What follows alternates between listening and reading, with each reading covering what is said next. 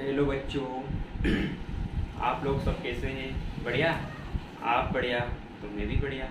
आज की क्लास में हमने उसमें ठोसों के वर्गीकरण के बारे में पढ़ा था। आज हम यहाँ पर देखते हैं क्रिस्टलीय ठोसों का वर्गीकरण। देखो बच्चों, हम किसी का भी वर्गीकरण करते हैं तो वर्गीकरण करने का कुछ न कुछ हमारे पास आधार होता है। तो चलो बच्चों देखते हैं यहाँ पर क्रिस्टलीय ठोसों का वर्गीकरण। क्रिस्टलीय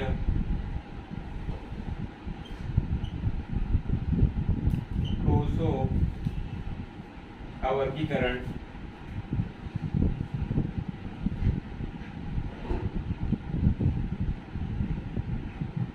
तो क्रिस्टलीय ठोसों का जो वर्गीकरण किया गया है, तो क्रिस्टलीय ठोसों के वर्गीकरण को क्रिस्टलीय ठोसों का वर्गीकरण जो किया गया है तो उसके लिए अवयवी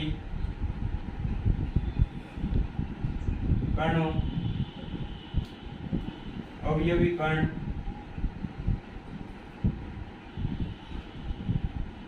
परमाणु, अणु या आयन के मध्य कार्य करने वाले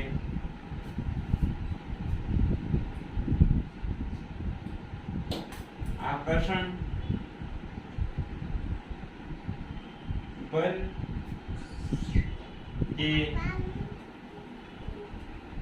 आधार पर इनका वर्गीकरण किया गया,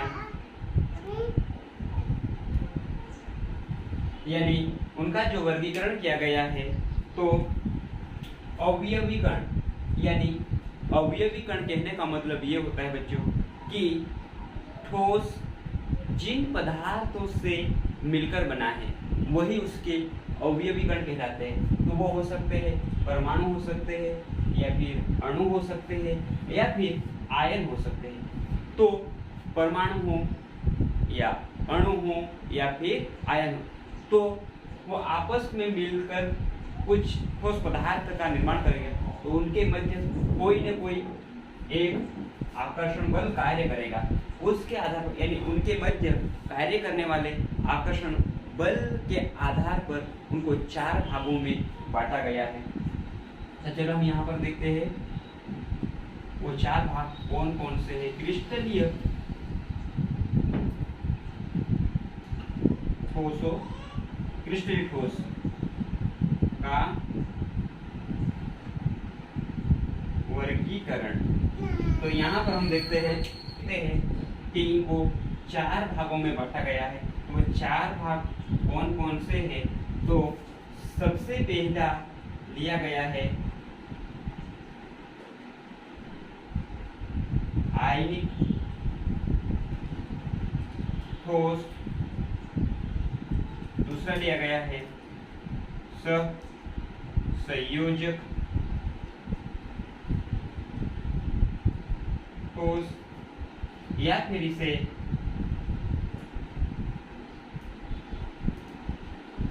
नेटवर्क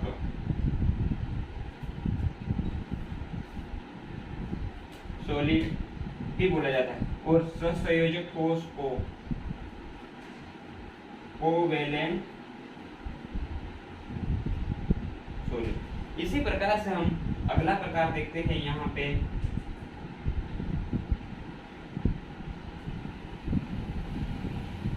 आणविक ठोस, और हमारा जो लास्ट है वो होता है धात्विक ठोस। अब इसको इंग्लिश में बोला जाता है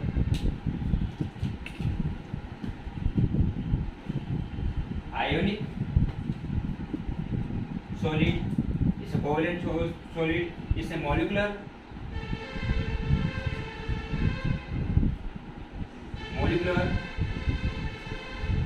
सॉलिड और इसे मेटालिक सॉलिड। तो बच्चों हमने देखा कि यहाँ पर क्रिस्टलीय ठोसों का वर्गीकरण जो है, क्रिस्टलीय ठोसों का वर्गीकरण हमने उसके आकर्षण बल के आधार पर उनको 4 भागों में बांटा। तो सबसे पहला हम यहाँ पर देखेंगे कि हमारे पास जो आयनिक सॉलिड कौन सा है,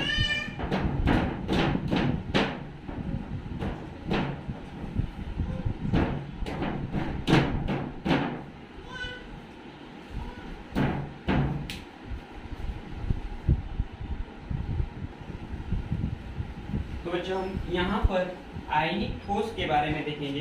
तो आयनिक ठोस वे ठोस होते हैं जिनमें की कुछ, अब यहाँ हम देखेंगे कि आयनिक ठोस में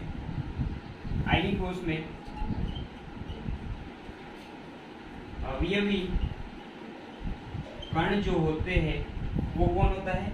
आयनिक ठोस में आपके पास जो अवयवी कण रहेंगे वो होते हैं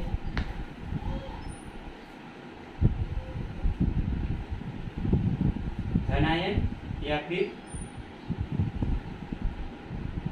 ऋणायन। यहाँ पे आयन्स होते हैं, वो हो सकते हैं धनायन भी हो सकते हैं और ऋणायन भी हो सकते हैं, और इनके बीच जो आकर्षण बल होता है, आकर्षण बल, इनके बीच आकर्षण बल कार्य करता है, वह होता है आपका आयोनिक बॉन्ड।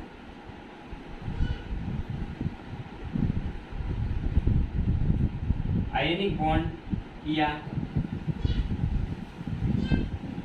स्थिर विद्युत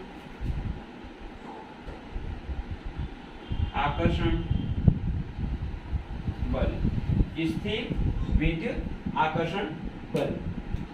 तो यहाँ पर अवयवी कण हमारे पास, हमने पहले बात करी कोई भी ठोस जो होता है वह कुछ अवयवी कणों से मिलकर बना होता है। तो इसमें अवयवी कण के रूप में कौन आया हमारे आयनिक ठोस में, धनायन या फिर ऋणायन, और उनके बीच जो बॉन्ड कार्य करने वाला होता है वो होता है आयनिक बॉन्ड या स्थिर विद्युत आकर्षण बल, या फिर है electrostatic attraction force, electrostatic force, स्थिर विद्युत आकर्षण बल। अब हम इस यहाँ पर देखेंगे इनके गुण के बारे में, आयनिक ठोस के गुणों के बारे में देखेंगे। तो इनके जो गुण होते हैं बेटा, तो उनके गुण में हम देखेंगे पहला गुण जो होता है, पहले गुण में हम ये देखते हैं कि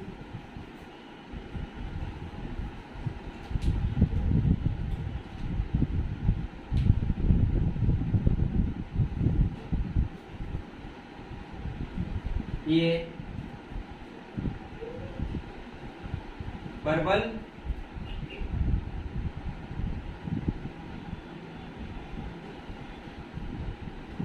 विद्युत आकर्षण बल द्वारा जुड़े होते हैं। अगला गुण देखते हैं हम। अगला गुण होता है ये कठोर एवं खगोल होते हैं। अब यहाँ पर ये जो आयनिक ठोस जो होते हैं वह कठोर होते हैं और एवं भंगुर होते हैं। भंगुर का मतलब होता है कि हम उसे मोड़ने की कोशिश करते हैं, तो मोड़ने के बजाय ठोस पदार्थ जो होते हैं वह टूट जाते हैं, जैसे कि हमारा चौक यानी। और कांच को भी देख लो, कांच को भी अगर हम तोड़ने की कोशिश करेंगे तो वो छिन्न भिन्न हो जाएगा, वह एकदम बिखर जाता है। तो यही उसे ही हम कहा जाता है भगोल। और ये जो होते हैं ये ठोस अवस्था में विद्युत के उचालक होते हैं। ठोस अवस्था में विद्युत के उचालक होते हैं, परंतु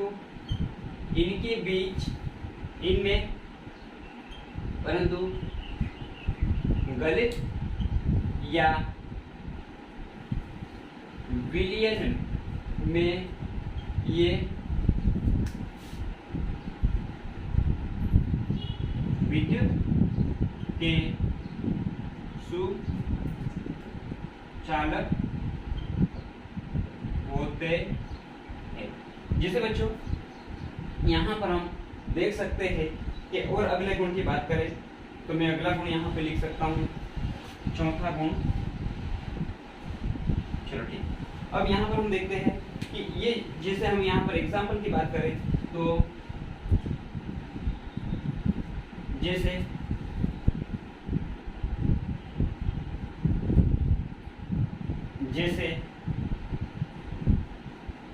सोडियम क्लोराइड, पोटेशियम क्लोराइड, और यहाँ पर लिख सकते हैं मैग्नीशियम ऑक्साइड, ETC। ये हमारे इनके उदाहरण हैं। तो चलो बच्चों हम यहाँ पर से एक लेते हैं हमारा NaCl। अब यहाँ पर NaCl को समझते हैं तो चलो बेटा मैं इसे रब कर रहा हूँ, ये इधर वाला।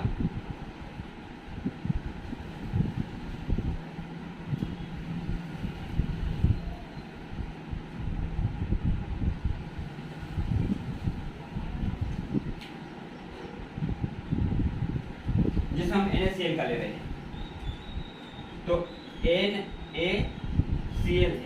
अब यहाँ पर हम ये हमारे पास एक आयनिक सॉलिड है। अब ये आयनिक सॉलिड है, इसको समझते हैं कि जैसे यहाँ पे हम लेते हैं कि Na है, Na का एटॉमिक नंबर होता है 11।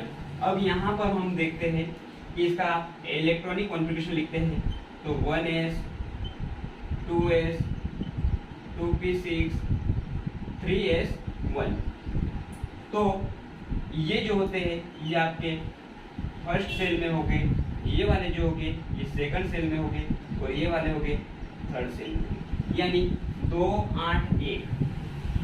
ठीक, तो इस प्रकार से ये क्या करते हैं, फिर हम इसे और समझते हैं कि यहाँ से नील्स बोर ने इसे समझाने की कोशिश की तो उन्होंने बताया कि ये वाला जो होता है फर्स्ट सेल में ये हमारे 2 इलेक्ट्रॉन हो सकते हैं, या ये आप लोग छोटी क्लास में पढ़ सकते हैं जैसे 11th क्लास में।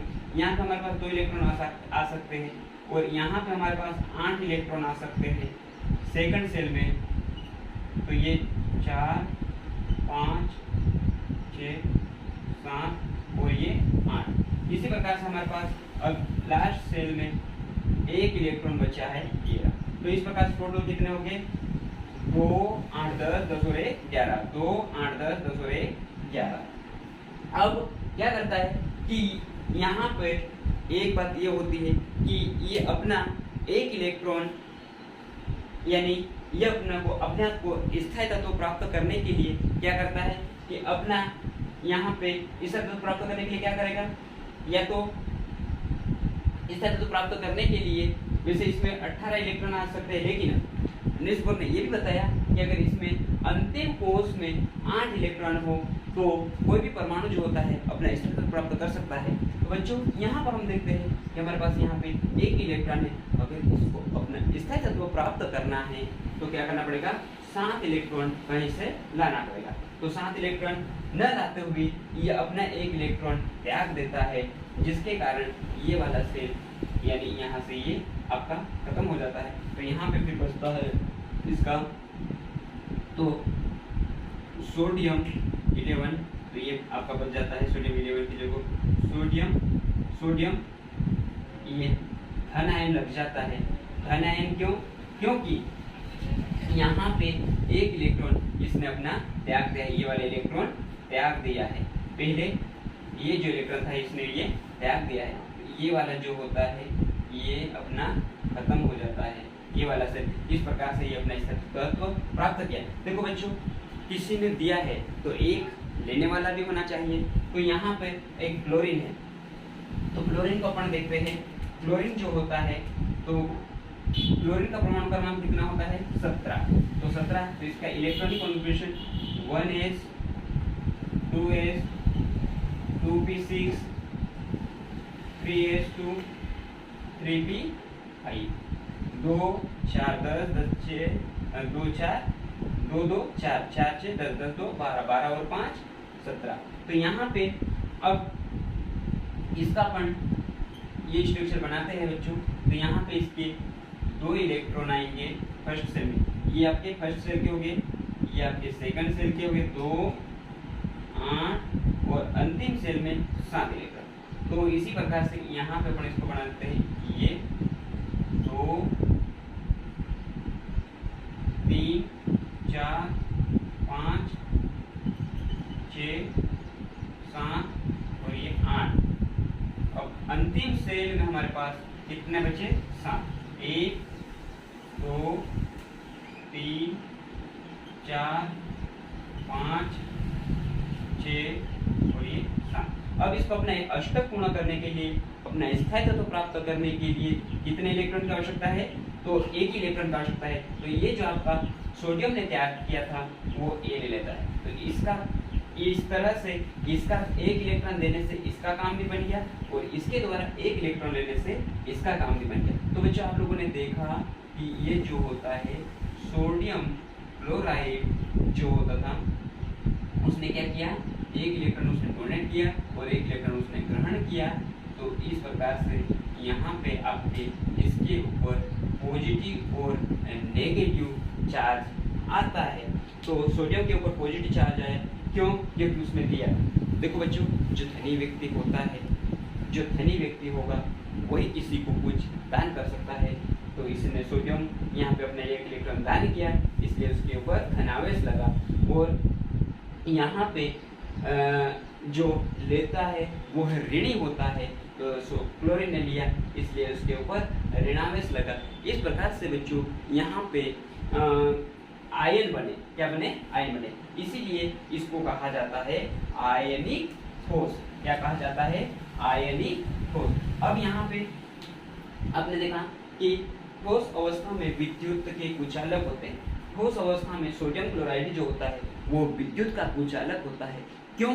क्योंकि ये जो इनके बीच एक बॉन्ड काम करता है, वो बॉन्ड का नाम है या तो स्थिर विद्युत आकर्षण बल, या फिर इसे आप बोल सकते हैं आयनिक बॉन्ड होता है। आयनिक बॉन्ड इनके बीच काम करता है। जो आयनिक बॉन्ड होता है वह क्या काम करता है कि इनको ये एक दूसरे, आप लोगों ने छोटी क्लासेस में पढ़ा होगा कि जो प्लस चार्ज जो होते हैं वो एक दूसरे को रिपल्सन करते हैं, और प्लस और माइनस होते हैं वो एक दूसरे को अट्रैक्ट करते हैं, और जो माइनस जो होते हैं वह भी एक दूसरे को रिपल्सन करते हैं।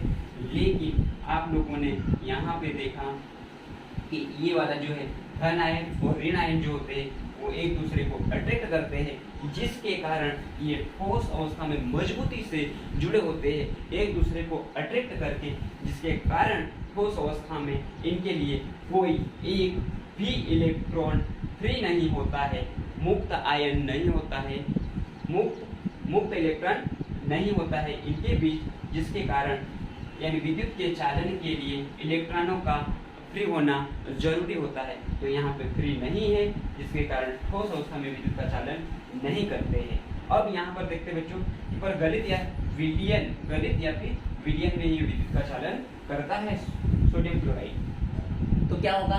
क्योंकि वो इसलिए कर पाएगा क्योंकि उसमें फ्री आयन आ जाते हैं, मुक्त आयन उपस्थित होते हैं, जिस कारण वो विद्युत का चालन करते हैं। तो बेटा ये बोर्ड के हिसाब से क्वेश्चन पूछा जाता है कि सोडियम क्लोराइड ठोस अवस्था में विद्युत के कुचालक होते हैं, परंतु गलित या विलयन में उसके सुचालक होते हैं। क्यों? तो यही जवाब आप लोगों को लिखना है। तो बेटा इस प्रकार से हम लोगों ने आयनिक ठोस के बारे में पढ़ा है। बस आज के वीडियो में इतना ही। धन्यवाद।